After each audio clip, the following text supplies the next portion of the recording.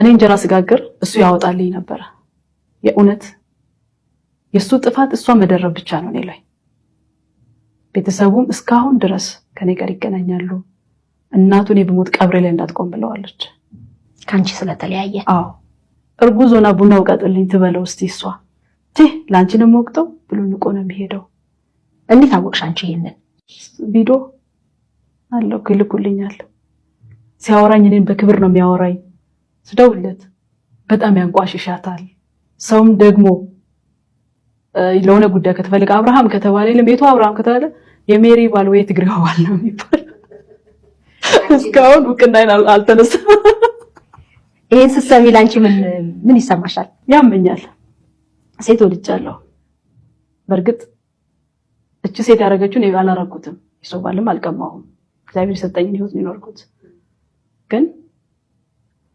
ስለሷ አይምሮ መታመም እኔ ቤቴ ቁጭ ብዬ ስላለው እኔም ከሱ ጋር ወረቀቶቼን ለመጨረስ በመመላለስ ሰዓት አይቻለሁ የሚሰጣተን እንትን እና ቢያንስ እንኳን እኮ ማስመሰል አለ እንደ ቀን አይደለ ያንን ነገር እንኳን አላየሁበትም በዛን ጊዜ ማለት ነው ቀጣይ አንቺ ላይ ሌላ ሴት ወዶ ወይም ደግሞ ደርቦ ህይወት ውስጥ ካስገባና ኑሮ ከጀመረ ለምን አስተካክሎ አልያዛትም እንግዲህ ለኔ ጥሩ ባልነበር ካልሽ ካንቺ ጋር መዝለቅ ካልቻለ ወይም ደግሞ እሷን ካስበለጠ ለምን ምን መሰለሽ ሰውየውን አይደለም የሰረቀችው ህይወት ነው የሰረቀችው የማንም በይ የልጆች የሰውየውን የፈለገ ተአምር ቢመጣ ከሷ ጋር የሚኖረው ከልጆቹ ጋርና ከቤቱ ጋር ይኖረው ኖሮ ለአንድ ቀን አይኖረው የውሸት ኑሮ ነው የሚኖረው ህሊናው እዛ ቤት ነው የሚኖረው ትናንትናው ቤት ልጅነትሽን ትረሻዋልሽ እንዴ የሆነ ጭቃው ከተሽ ተዝናንተሽ ያሳለፍሽው ጊዜ ያለ ልጅነት ላይ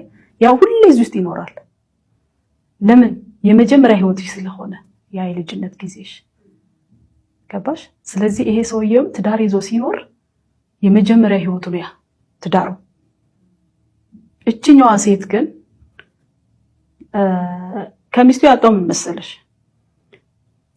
ለምን አመሸክ እዛ ጋር የሚያገኘው ነገር ደግሞ በፈለገ ሰዓት ይምጣ ተቀበሏለች ለምን በይ ለህይወቷ ኃላፊነት የላትም ለህይወቷ ኃላፊነት ቢኖራት የሰው ቤት ውስጥ አትገባ አንድ ሴት ትዳር ያለው ያወቀች አዎ የምሬ ነው ሶስተኛ ሆኖም ይመጣሉ በነገራችን ላይ ሁለተኛ ብቻ ሳይሆን አራተኛ ሆኖም ይመጣሉ አንቺ ብቻ በዚህ ስራሽ ብዙ የሰማሽት ጉድ ሊኖር ይችላል እኔ እንኳን በቀረብኳቸው ሚዲያዎች ላይ ምህረት እንዲሆኛለሁ እኮ እንደዛ ሆኖ ሲመጡ አንጀቴ ነው ከቤት የሚጠጣው ሶስተኛዋን አቆሰለኝ ምናምን ካለች ሳይ ደጋረገሻችም እንዲህ ነው ቆሰለችው ምልበት ጊዜ አለ በተአምር ግን ሁለተኛም ሶስተኛው ሆነ የመጣይ ሴት እንደ መጀመሪያይቱ ክብርት አይደለችም ከሰውን ክብርት አይደለችም ከእግዚአብሔርን ክብርት አይደለችም ከህሊናም ክብርት አይደለችም ከባሏ ብቻ አይደለም በምን አይነት ሁኔታ ነበር ጋብቻችሁ የተደመደመው ይሄ መልእክት በጣም ያስተላለፈች ያለችው ለሁለተኛ ሚስቶች ነው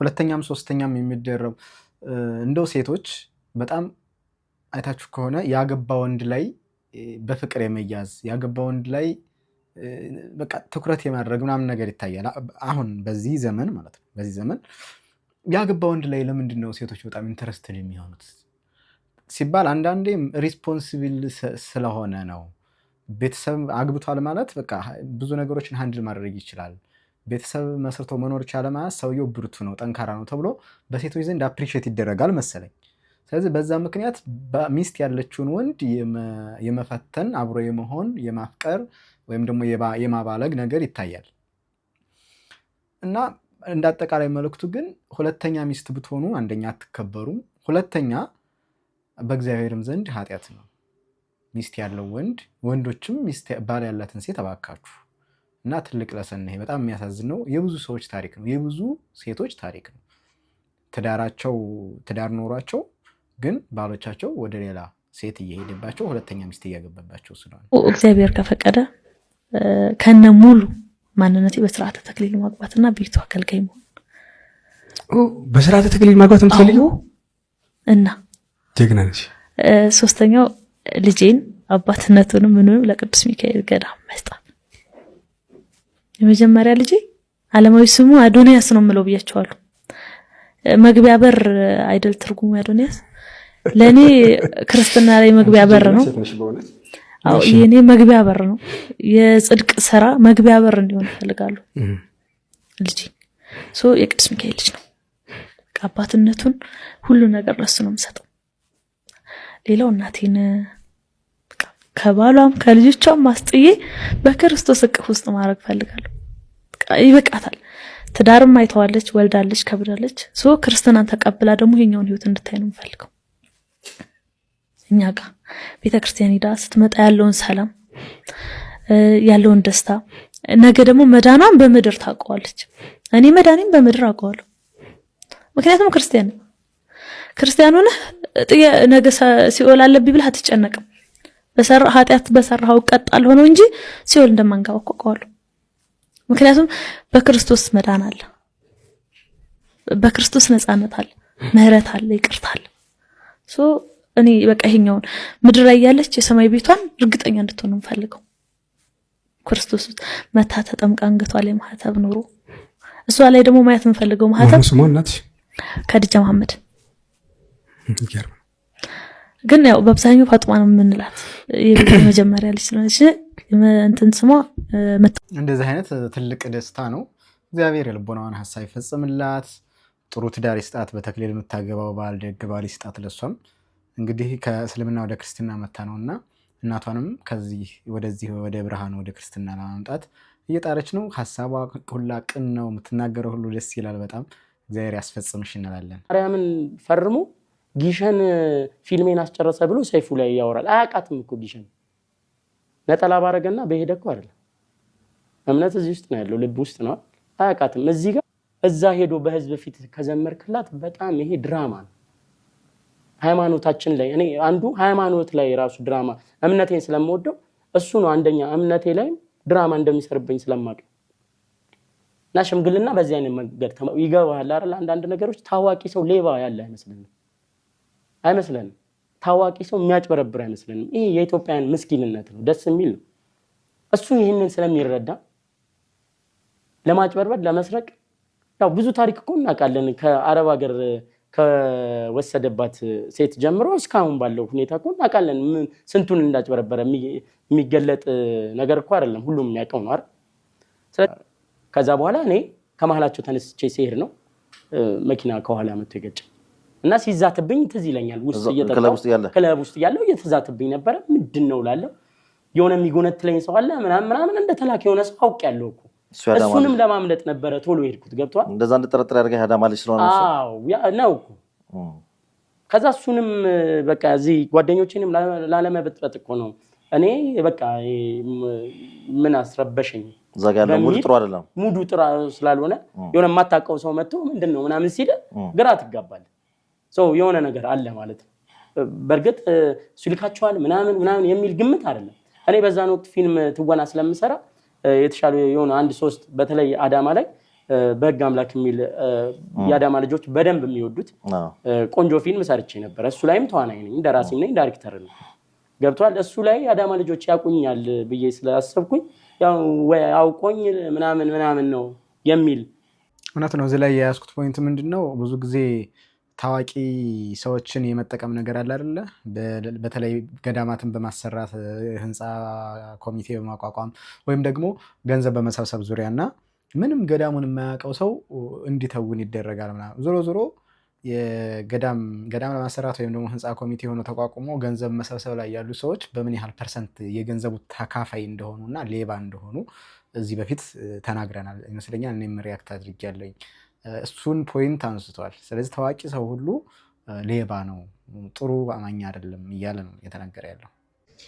በአሁን ጊዜ የሆነን ሰው ስንወድ ማለት ነው ኢንስታግራም አለሽ፣ ስናፕቻት አለሽ እያልን ነው የምንጠይቀው እና ልክ ቲክቶክ ላይ መተን ስክሮል እያደረግን እንደምናልፈው ማለት ነው ያንን ሰው እናየዋለን፣ ትንሽ እናወራዋለን። ከዛ ከተመቸን ካልተመቸን ደግሞ ወደ ኔክስት ፐርሰን ወዲያው እንሄዳለን እና ይሄ ትዕግስት አለመኖር፣ ይሄ ያለ ምንም ፔሸንስ የሚባለው ነገር ሳይኖር ሰውን ማፍቀር ከባድ አድርጎታል። በአሁኑ ሰዓት ላይ ፍቅርን ይሄ ሬር እያደረገው ነው። በትክክል እውነተኛ መፋቀር ለምሳሌ አሁን በዘጠናዎቹ ስናይ ሰዎች ስልክ ቁጥር ነበር የሚቀያየሩት አይደለ? ልክ በቃ የሆነ ሰው በጣም ስልክ ቁጥር አለሽ ይባባላሉ፣ ስልኳን ይቀያየራሉ። ከዛ በኋላ ወደ ሌላኛው ሸምሱ ሱቅ እየደወለ ሊሆን ይችላል። ብቻ ጀስት ታክ አይደለ ሱቅ ውስጥ እየሄዱ ነበረ እንትን የሚሉት እሷ ለመደወል ሰዓት ጠብቆ የምትወጣበትን ሰዓት ጠብቆ እሷ የሚያገኝበት ስልክ እንትን ብሎ አመቻችቶ በሬዲዮ ዘፈን እየጋበዘ ስሜቱን በሬዲዮ ፍቅሩን እየገለጸ ነበረ። በጽሮቹ ደግሞ ያየ ነው ልጅ ሆነን በተለይ አይ ቲንክ የኔ ጀነሬሽኖችም አይተናል ብዬ ሰምተናል። ፍቅራቸውን በሬዲዮ ሲገልጹ ነው እያየን ነበር ነው። ከዛ ደግሞ በ50ዎቹ ሰዎቹ ደግሞ ስትሄዱ ማህሙድ ጋር ጠብቂኝ ነበር የሚባባሉት።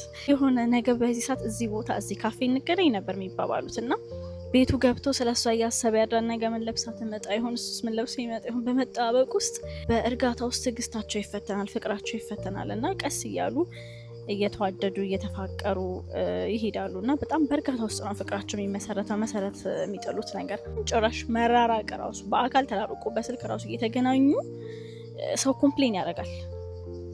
በአካል ተራርቆ በስልክ እየተገናኘ በቪዲዮ ኮል እየተገናኘ ራሱ ተራርቀናል ብሎ ኮምፕሌን እናደርጋለና በዛ ጊዜ ግን እሱ ሌላ ሀገር እሷ ሌላ ሀገር ትዕግስታቸው ወታደር ሌላ ሀገር ሄዶ ደብዳቤ እየጻፈ እንደዛ ሆኖ የተፋቀሩ ትዕግስታቸው በዛ ውስጥ የኖሩ አሁን ላይ ትዕግስት የለንም ይሄ ጀነሬሽን እና ለወቀሳ አይደለም የመጣሁት።